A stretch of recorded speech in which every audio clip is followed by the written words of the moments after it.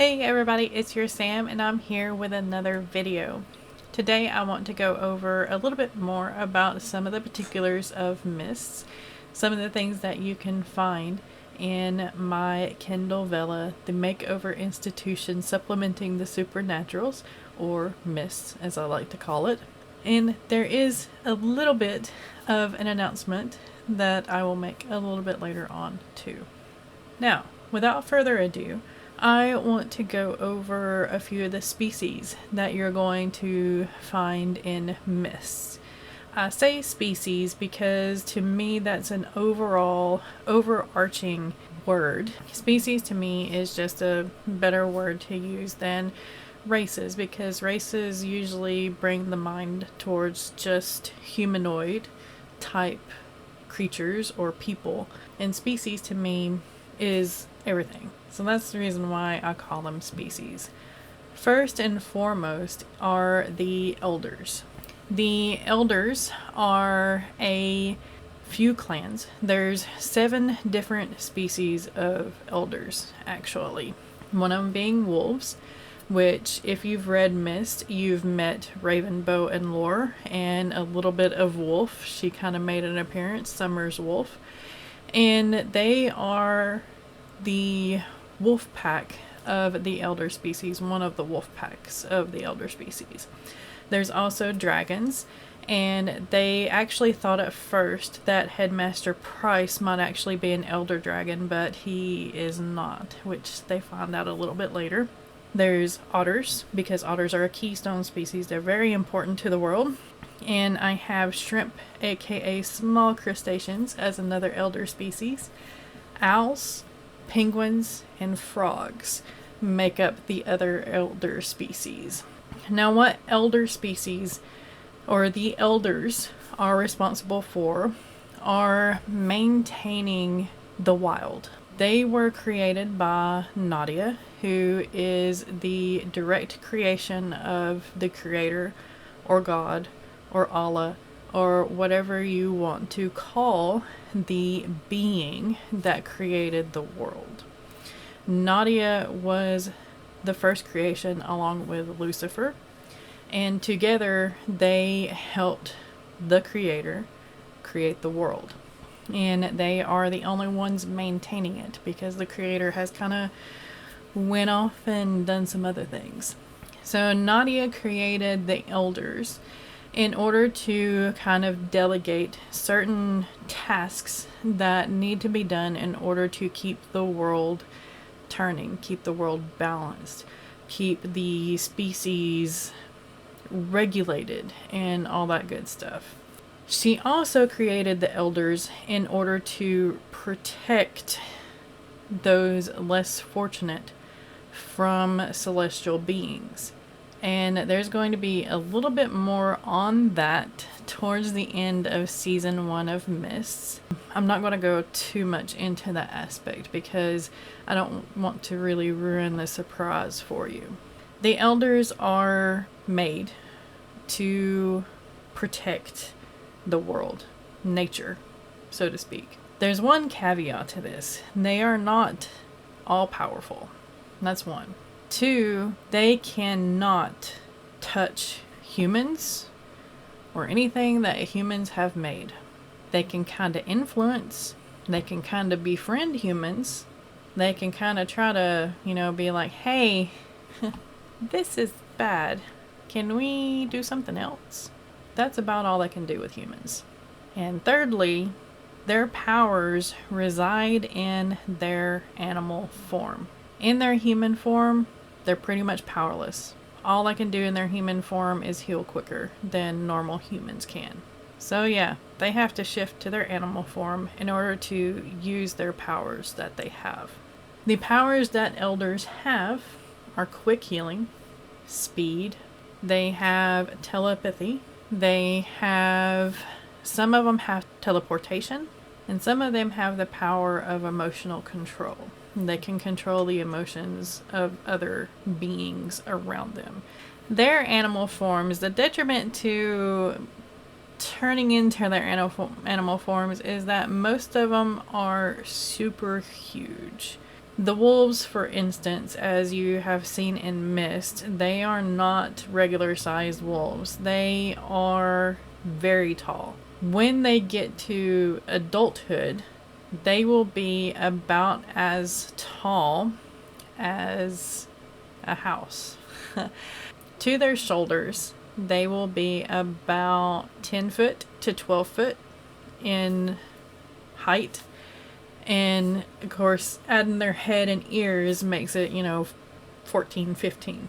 But to their shoulders, and since their back is kind of even with their shoulders for the most part, and that's the main part of their body right there, we'll say 12 feet. Those are pretty large. As teenagers, you've seen in MIST, they are about 6 foot to 8 foot, depending on whether it's Bo or Raven or Lore. Lore's a little bit shorter than the rest of them, but he's a little bit wider. He's stockier. But Bo is the tallest out of the three, and he's around 8 to 9 foot.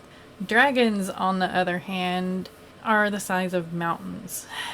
Most of the dragons rest as a mountain range. So if they ever get disturbed or ever get called, they kind of have to leave a shell of themselves, which is part of their power, the dragon's power specifically, so that, a mountainside just doesn't collapse. The dragons are the size of a mountain. Around the Appalachian mountain size, they're a little bit smaller than something that would be like in the Rockies or the Tetons, and definitely not Himalayan size.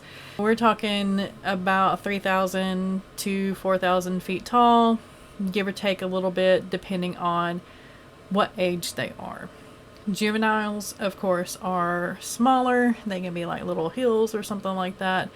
If need be, they can make themselves smaller in order to fit into a certain area, because they are there to protect nature. So if they need to do some delicate work, they can make themselves smaller. Some have even made themselves the size of a dragonfly, which that one thought it was quite funny when he did that. Otters and shrimp and owls and penguins and frogs can pretty much do the same thing. They are a little bit more on the smaller side of the elder species to begin with, though.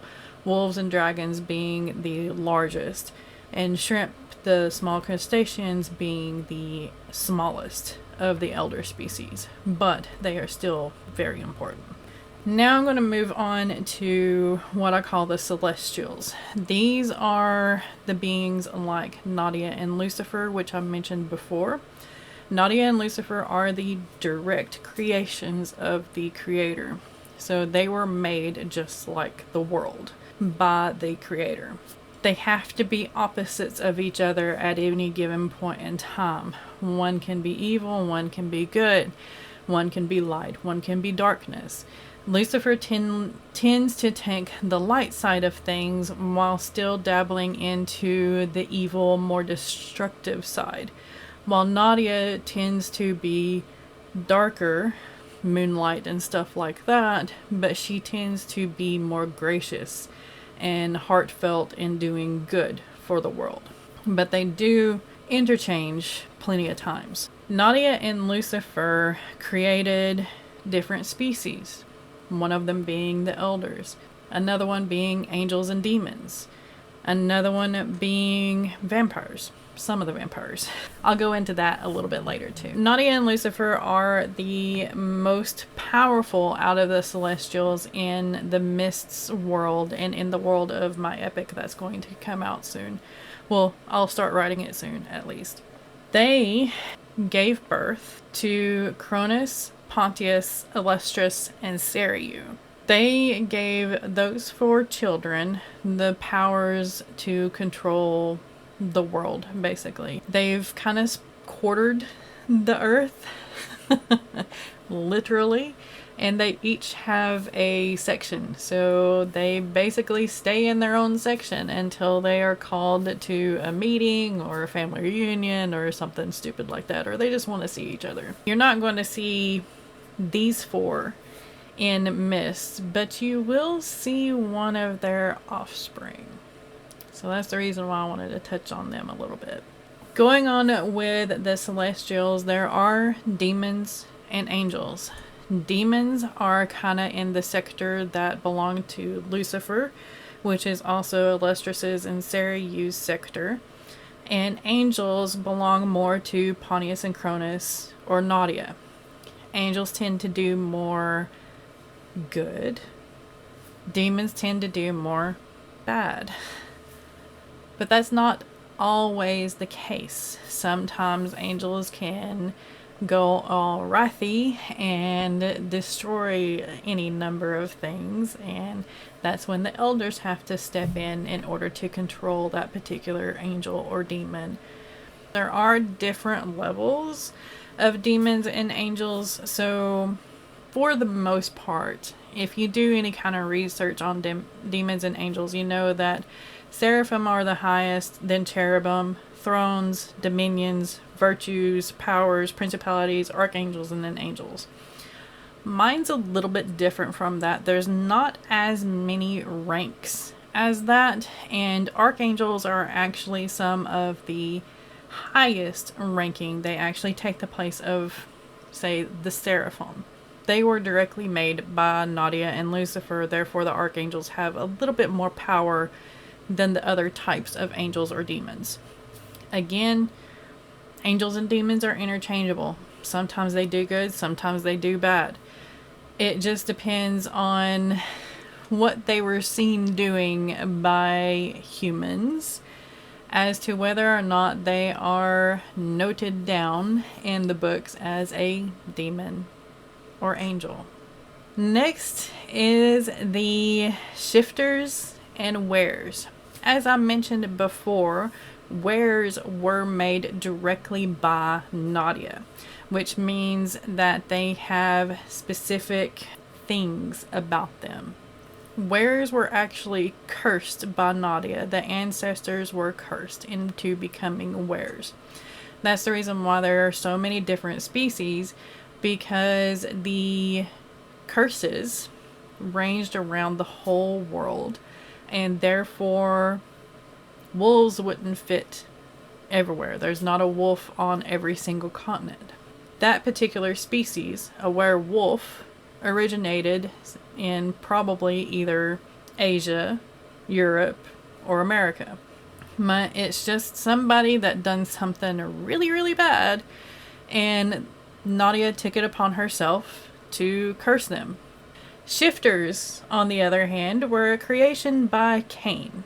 Cain was cursed by Nadia to become a vampire. And ever since, he's created things that he hopes in some form or fashion will do damage to all of Nadia and Lucifer's work.